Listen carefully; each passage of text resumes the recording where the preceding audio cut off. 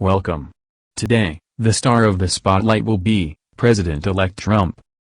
Before we dive into anything too deep, let's look at a few minor stories beforehand that I personally found to be quite amusing. First, we will be getting into the spirit of Christmas by looking at a news story originally reported by Eric Sandoval of News 6, Orlando, Florida, and no, this isn't one of those Florida man, Florida woman stories. Santa at Sanford Mall replaced for saying Hillary Clinton on naughty list. The mother told Town Center management the incident happened Tuesday night when she brought two of her children to see Santa. She said when her 10-year-old daughter told him what she wanted for Christmas, he told her she was on his nice list. She said he then asked her, "Do you know who is on my naughty list?" "Hillary Clinton." The girl said he then laughed. News 6 found out that company is the Knower Program Incorporated, which provides Santas to malls around the country. A spokesman said the Santa in question told them he thought it was a joke, but when the mother called to complain, they removed him from the mall floor. Spokesman Charlie Russell said his company apologized to the girl's family. He also said the Santa in question was sent to Counseling and Human Resources. When asked if the Santa would be returning, Russell said he didn't know. This is a bit interesting in the way this all played out. A man makes a joke, yes, a joke to a little girl who probably would not understand the realm of politics and the point of the joke, but it was indeed just a joke. A joke that some mother found offensive enough to complain about, and resulted in a man either at least having to suffer through human resource counseling, or at most, being fired for a mild comment which would have hurt no one but the feelings of a Hillary supporter.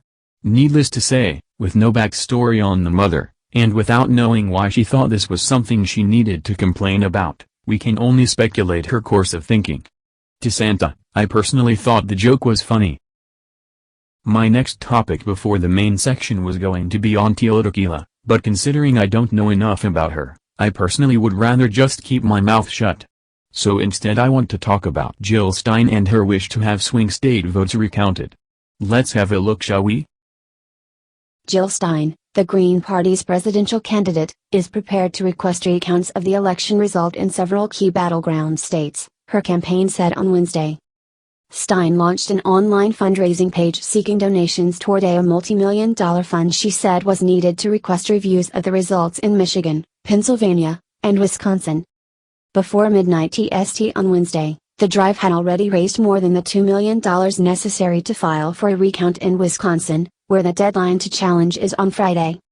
Stein said she was acting due to compelling evidence of voting anomalies and that data analysis had indicated significant discrepancies in vote totals that were released by state authorities.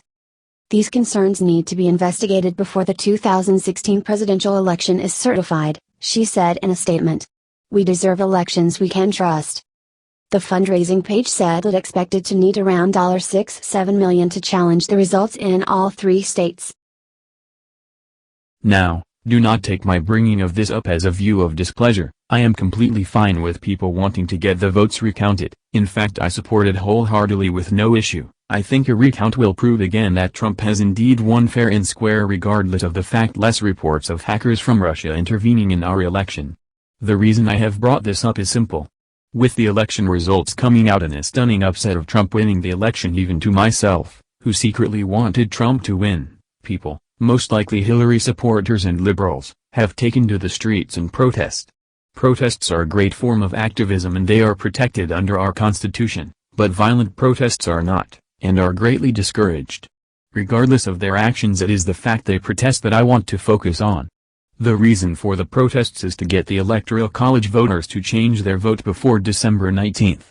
Maybe not explicitly that reason within itself, but the main reason being they don't support Trump and the Electoral College being a means to an end. Taking this into consideration, along with repeated news posts and other websites posting articles talking about ways Hillary can still win even after conceding the election to Trump, even though conceding to the victor is seen more as an act of faith and not legally binding. All of these three things, protests, people still trying to find ways to make Hillary win, and Jill Stein now actively seeking a vote recount, all sum up to one thing in my mind. Poor losers. While I hate putting it that way, because these people are just fighting for what they believe in, there gets to be a point where it seems absurd that they keep pushing this envelope, to the point of outright lying, and coming up with stories like I said before, of Russia hacking the elections, Even after WikiLeaks have proven this is not the case, they excuse this as being a ploy by the Russians themselves. While proven might be too strong to say for sure that Russia didn't leak the emails, it is really doubtful they would interfere, as any evidence of this would result, most likely, in war. And while Trump winning is in the best interest of Russia, so that the tensions between the two great nations can be relaxed, it is not worth the risk, as Clinton winning is all that the polls say and the general attitude was, even among voters in the area where I live. I personally think Hillary is in a post-Cold War Red Scare and would without a doubt declare war with Russia, hence all the comments about Russian hackers doing this and that at every turn, even when no one was believing it. It seems that I have gone off topic, and there is definitely more to say on this topic, but one topic leads to another and the chain of distraction continues. At least for my last section, it ties into the little distraction there. It is about Hillary, and it is about Trump, and as some might have heard, Trump may not be planning on going after Hillary, already dropping a campaign promise before even entering office. Let's have a little look at the beginning of the article here. President-elect Donald J. Trump said on Tuesday that he had no intention of pressing for an investigation into Hillary Clinton's use of a private email server or the financial operations of her family's foundation, dropping the "Lock Her Up" pledge that became a rallying cry for his campaign for the White House. Mr. Trump, who branded his rival crooked Hillary and said she would go to jail if he were president, said in an interview with reporters and editors at the New York Times that he was no longer interested in pursuing Mrs. Clinton, in part because he wanted to heal the wounds of a divisive campaign. "I don't want to hurt the Clintons, I really don't," Mr. Trump said during the interview. "She went through a lot and suffered greatly in many different ways, and I am not looking to hurt them at all. The campaign was vicious." His reversal on prosecuting Mrs. Clinton was particularly striking given the outsized role the issue played during the presidential campaign, in which her use of a private email server as Secretary of State became a prominent theme, and one she has blamed for her loss to Mr. Trump. Now I personally have two feelings to take away on this. On both sides of the spectrum. The first will be easier to explain. No president, ever, no matter the situation, within reason I should add, for things can happen, should be able to throw his opponent in jail for any reason, for anything they did, or that was brought up during the campaign. It sets a low standard of what the seat of the president can do in the future. Mind you, I did say the president. The judicial system can do so as it is within their power, and is their job. So Trump deciding not to go after her is great in that aspect. Also, putting a person in jail who was close to grasping the office of the presidency looks really bad on the USA. However, electing her would have made us even worse for electing a criminal.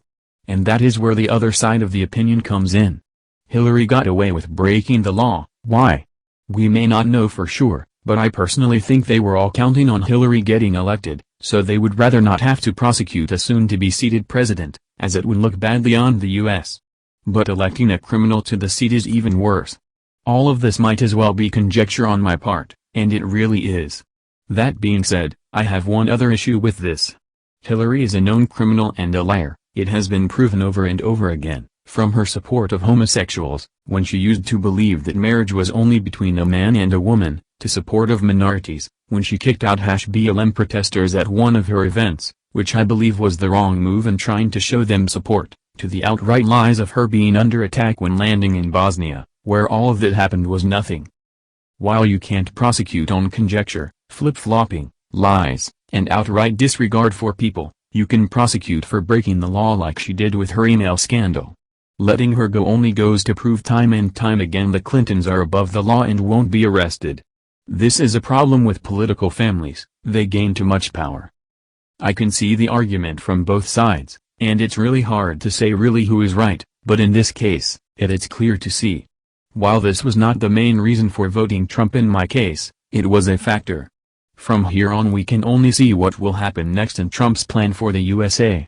Thank you for watching my video. Normally a message might follow after this to sum up the video or whatever else, but I am just beginning this channel. Feel free to like and subscribe and all of that. If you have any topics, ideas or useful tips, please feel free to comment below. Once again, thank you for joining me, it has been my pleasure. I am Nothins, and I live on a mountain. Thanks for watching.